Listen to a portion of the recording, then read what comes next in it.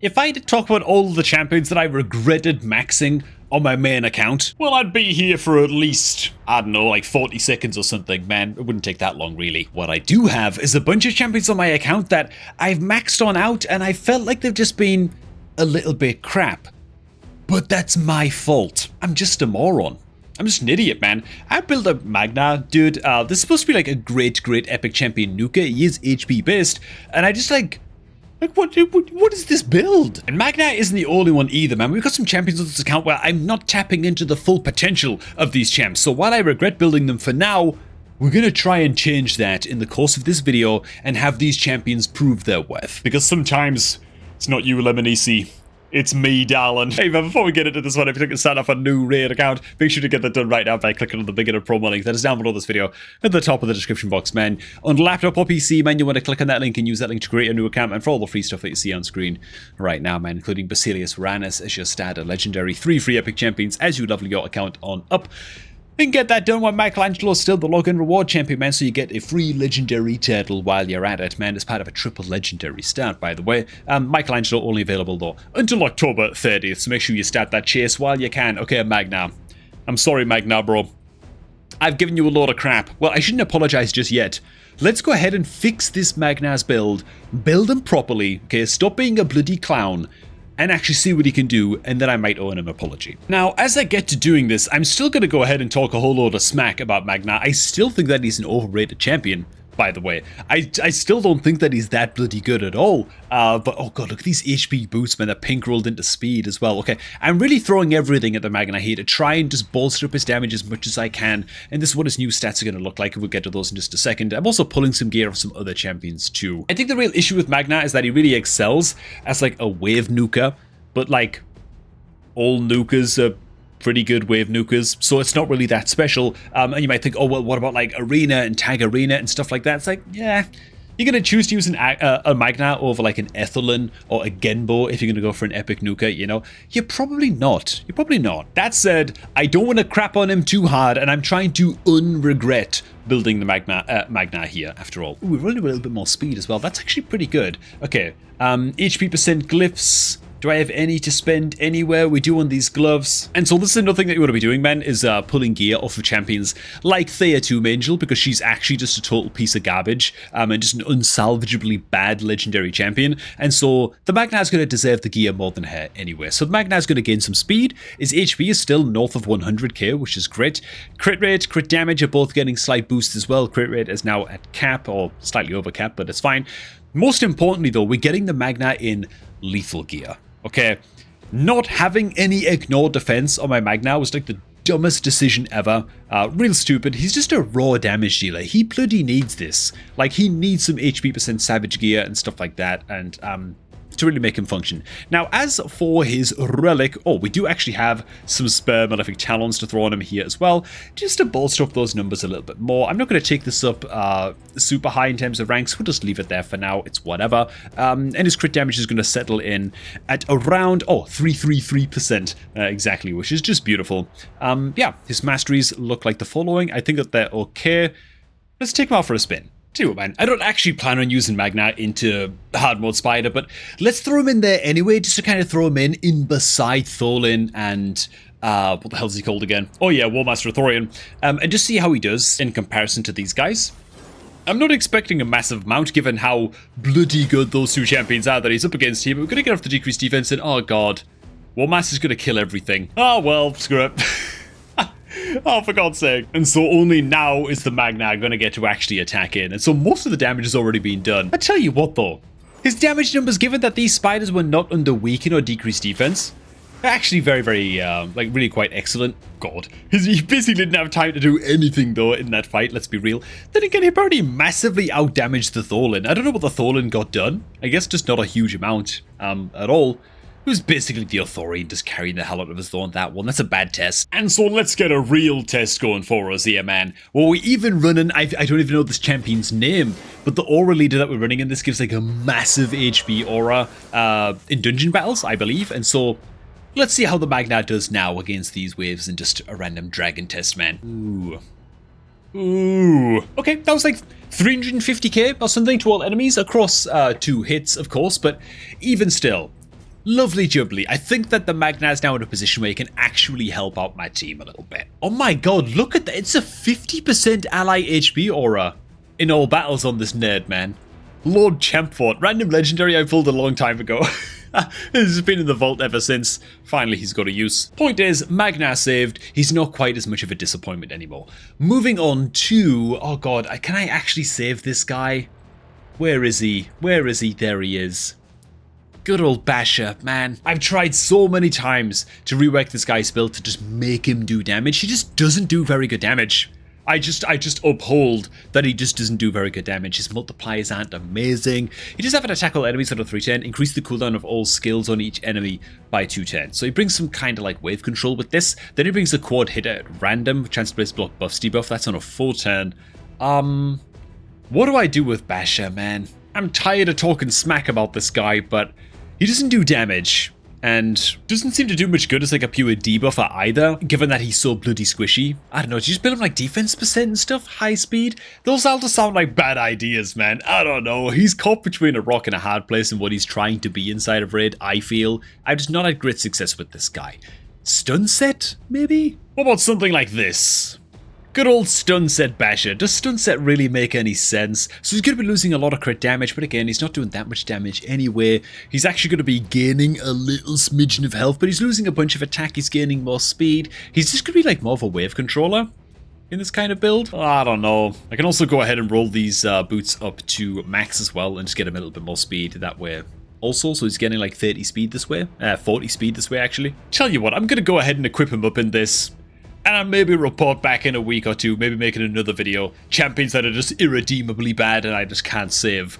I don't know, I had such high hopes for Basher as the problem, right? I had bigger expectations for him. I just feel like he fell short. Maybe in this build he's going to just offer some more wave control. I don't know what to do with him. Next up, a champion where the rebuild is going to be very, very quickly because it's not real. Like, Phoenix doesn't really belong in this video, but I'm going to go ahead and repair his build right now because his build's just a problem. He's in a bunch of hodgepodge hand-me-down gear. Which is usually the issue with a lot of my champions that I just do badly on my account. It's almost always a me problem, like I've just not took the time to build them properly, which is a disgrace for good old Nub here because Fenix is just one of the better epic champions in the game. He deserves a much better, much higher damage build than this. Nothing you can do when you're building out your champs on your account that you use in a very, very specialized area of the game, which for me, Phoenix is, of course, Ice Golem with that very, very powerful A1 that he's got, right, that places a double hit and will block revive. Using him in Ice Golem, I can specialize the crap out of this build, dude, and so that's what I've done with this build that I prepared a little bit earlier, man. We're going to go ahead and slam this on the Phoenix, and as you can see, he's... Oh, actually, I clicked through it too quickly. Whatever, dude, he gained, like, a crap load of crit damage.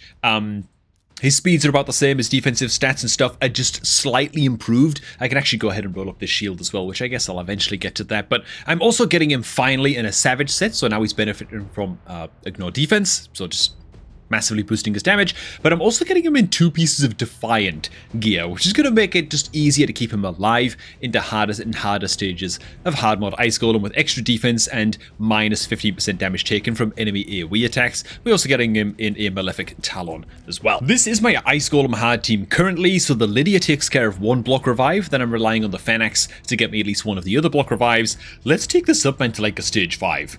I've never pushed it, I've never cleared the stage before in Hard Golem, which is kind of stupid. I feel like I definitely have the roster to actually go ahead and do this and make this happen, but let's see how we do against the waves. As the Phoenix is about to come in with his AoE, I'm not expecting massive AoE damage from him. About 100k, something like 70k is in there, but about 100k. On average, maybe, sort of across the board.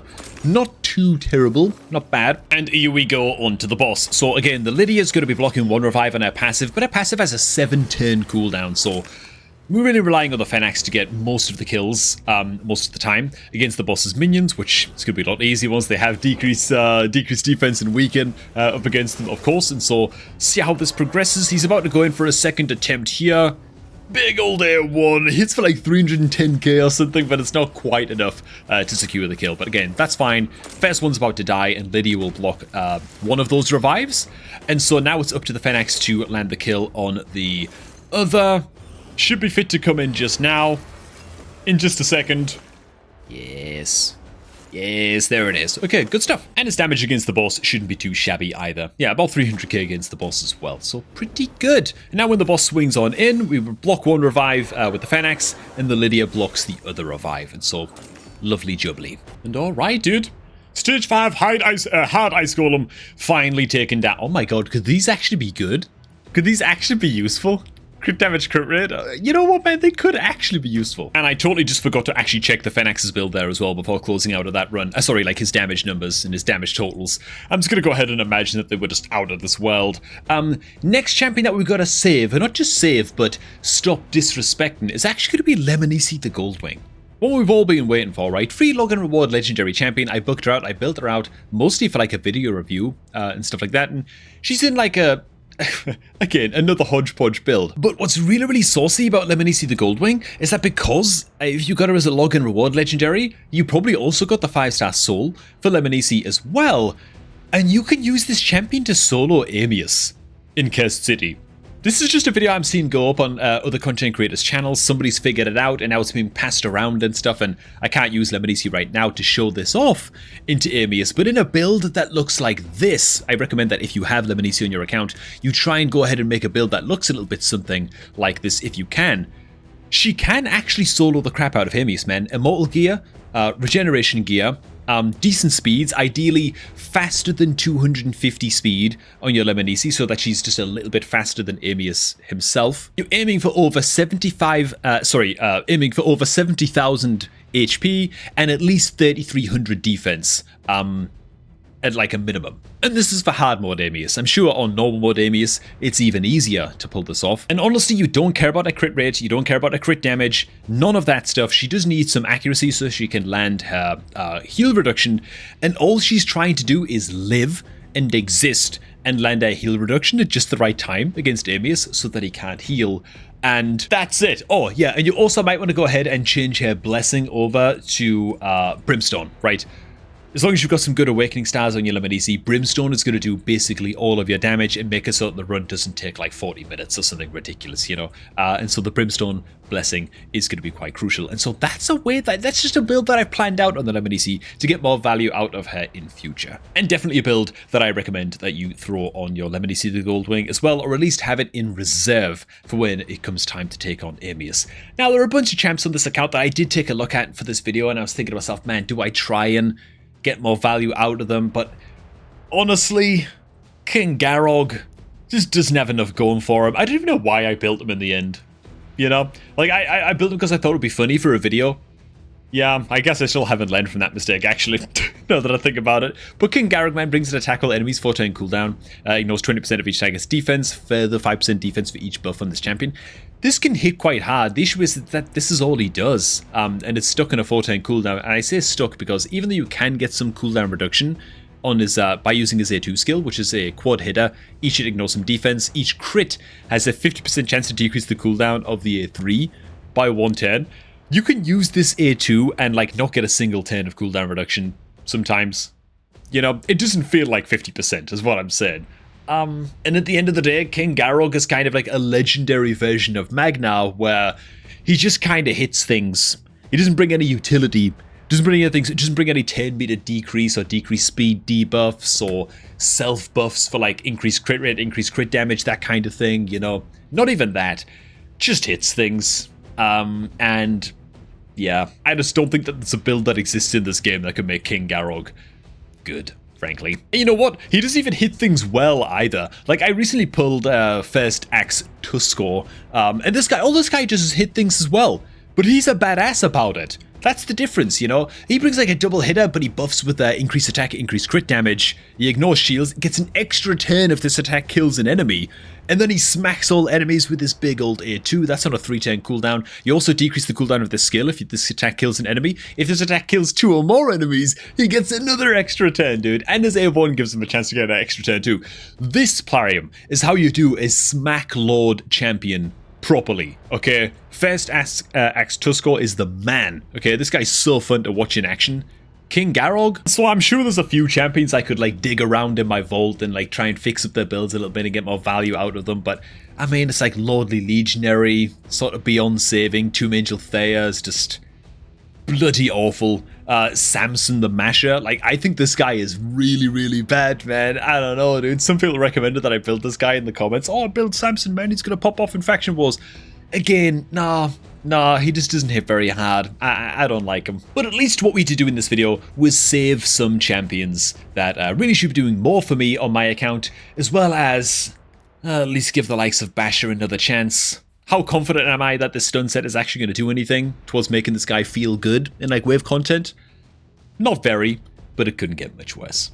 Thanks for watching, guys, man. This was rebuilding a few champions that I regretted building, or just felt like I should have been getting more out of on this one, man. And it can really pay to do this on your account every now and again.